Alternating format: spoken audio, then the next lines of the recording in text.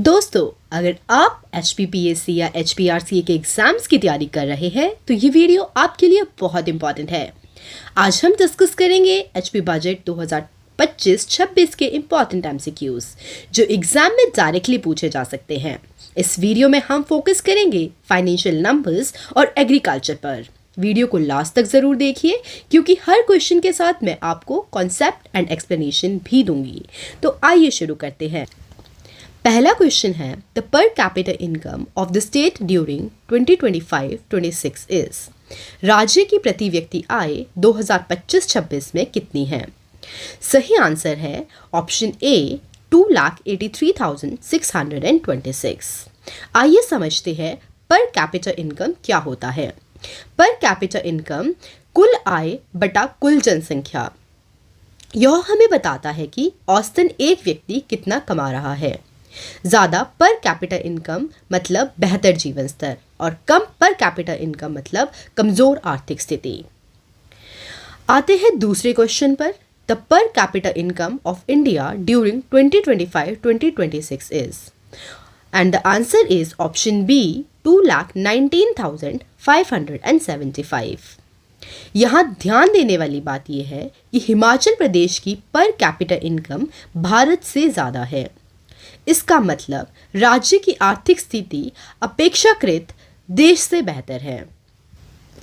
Next question है the per capita income of the state during 2025-26 is estimated to increase by and the answer is 9.8%।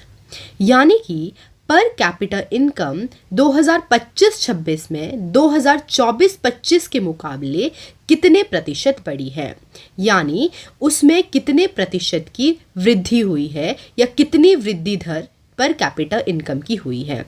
तो सबसे पहले growth rate यानी वृद्धि दर के बारे में जानते हैं, जो हमें बताते हैं कि कोई चीज़ एक साल से दूसरे साल में कितनी प्रतिशत बढ़ गई है। यदि हमारे पास ग्रोथ रेट पॉजिटिव आता है तो मतलब इकोनॉमी ग्रो कर रही है, और यदि हमारे पास ग्रोथ रेट नेगेटिव आता है तो यानी हमारी इकोनॉमी नेगेटिव हुई है और हमारे पास रिसेशन आया है, और हमारे पर कैपिटा इनकम का जो ग्रोथ रेट है वो 9.8% है। अब आते हैं फोर्थ क्वेश्चन पर।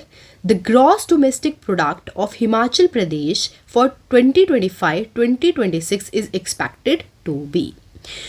तो सबसे पहले हम जानते हैं कि जीडीपी ग्रॉस डोमेस्टिक प्रोडक्ट यानी सकल घरेलू उत्पाद होता क्या है। बहुत सिंपल सी लैंग्वेज में बात करें तो टोटल प्रोडक्शन, यानी कि एक साल में किसी राज्य या देश में कुल कितने गुड और सर्विसेज का मूल्य है। आसान भाषा में किसी देश या राज्य ने एक साल में कितना कमाया है प्रोडक्शन से, उसे हम कहेंगे जीडीपी। उदाहरण के लिए देखते हैं, मान लीजिए किसी देश में किसान ने गेहूं उगाया, फैक्ट्री ने कपड़े बनाए, शिक्षक ने पढ़ाया। यदि हम इन सभी का सम टोटल कर दें तो वो हमारी जीडीपी आ जाएगी।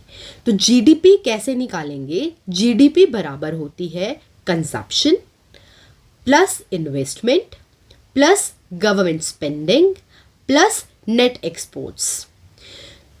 तो जीडीपी हमें बताता है कि इकोनॉमी कितनी बड़ी है और ग्रोथ रेट हमें बताता है कि इकोनॉमी कितनी तेजी से बढ़ रही है या फिर घट रही है। आइए चलते हैं नेक्स्ट क्वेश्चन पर। The purchase price of cow's milk and buffalo's milk will be increased from 51 rupees per litre and 61 rupees per litre respectively to, and the answer is 61 and 71 respectively. इस क्वेश्चन को समझने से पहले सबसे पहले जानते हैं एमएसपी के बारे में, यानी मिनिमम सपोर्ट प्राइस, न्यूनतम कीमत, जो सरकार किसानों को उनकी फसल के लिए देने की गारंटी करती है या उनकी किसी भी चीज़ के लिए देने की गारंटी करती है। इसका फ़ायदा ये होता है कि अगर बाज़ार में कीमत गिर भी जाती है तो भी किसान को एमएसपी के अनुसार ही पैसा मिलता है। और इस क्वेश्चन में बताया गया है कि सरकार ने गाय के दूध को 51 रुपए से बढ़ाकर 61 रुपए कर दिया है और भैंस के दूध को 61 रुपए से 71 रुपए कर दिया है। आते हैं नेक्स्ट क्वेश्चन पर। द पहल scheme for Gaddi, Gujjar, Kinnaura and other related communities will be started with N outlay of. पहल योजना जो कि गद्दी, गुज्जर, किन्नौरा या और अदर रिलेटेड समुदाय के लिए बनाई गई है, उसकी कुल लागत कितनी है? तो आंसर है ऑप्शन डी 300 करोड़। तो सबसे पहले जानते हैं पहल योजना के बारे में। Pahal pastoralist empowerment in Himalayan ecosystem for livelihood. Pastorals होते हैं चरावाहा।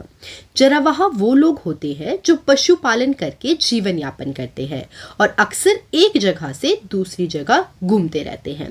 तो इस जो स्कीम का उद्देश्य है वो चरावाहों को मजबूत बनाना है और इसलिए सरकार ने 300 करोड़ की लागत से पहल योजना शुरू की है। इससे जो पैस्टोरलिस्ट है उनका जो लाइवलीहुड है वो सुधरेगा, उनका जो ट्रेडिशनल लाइफस्टाइल है वो मजबूत होगा।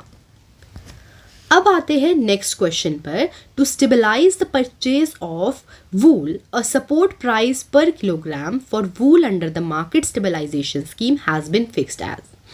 तो अंडर मार्केट स्टेबलाइजेशन स्कीम सरकार ने वूल की जो मिनिमम प्राइस सेट किया है तो वो है 100 रुपीज़ प्रति किलो या 100 रुपये प्रति किलो।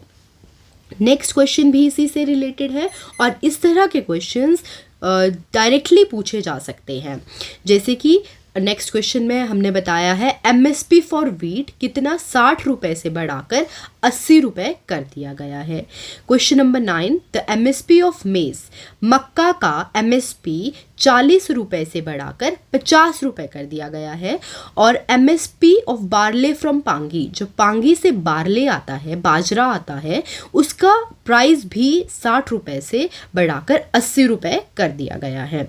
और एमएसपी ऑफ टर्मेरिक, हल्दी का जो मिनिमम सपोर्ट प्राइस है किसानों के लिए, वो 90 से बढ़ाकर 150 रुपए कर दिया गया है।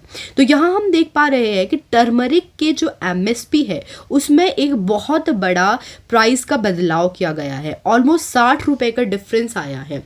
और इसमें जो हम लास्ट क्वेश्चन पढ़ने वाले हैं वो बहुत ही ज़्यादा इम्पॉर्टेंट है एग्जाम पॉइंट ऑफ व्यू से, क्योंकि पहली बार अदरक पर एमएसपी लगाया गया है हिमाचल प्रदेश में। तो ये क्वेश्चन डायरेक्टली पुट हो सकता है कि आपको ऑप्शंस दे दी जाएगी कि इनमें से किस पर पहली बार मिनिमम सपोर्ट प्राइस या न्यूनतम कीमत लगाई गई है हिमाचल प्रदेश में। तो उसमें आपके पास जब ऑप्शन अदरक होगा या जिंजर या अदरक होगा तो आपको वो ही टिक करना है और वो कितना लगाया गया है वो है 30 रुपीज़। तो दोस्तों आज हमने एचपी बजट 2025-26 के इम्पॉर्टेंट एमसीक्यूज़ को डिटेल में समझा। और अगर आपको थोड़ी भी हेल्पफुल लगी हो ये वीडियो तो प्लीज़ वीडियो को लाइक करें और चैनल को सब्सक्राइब करना तो बिल्कुल ना भूलें। और ऐसे ही डिटेल्ड कॉन्सेप्ट से जानने के लिए मेरे चैनल पे जुड़े रहिए।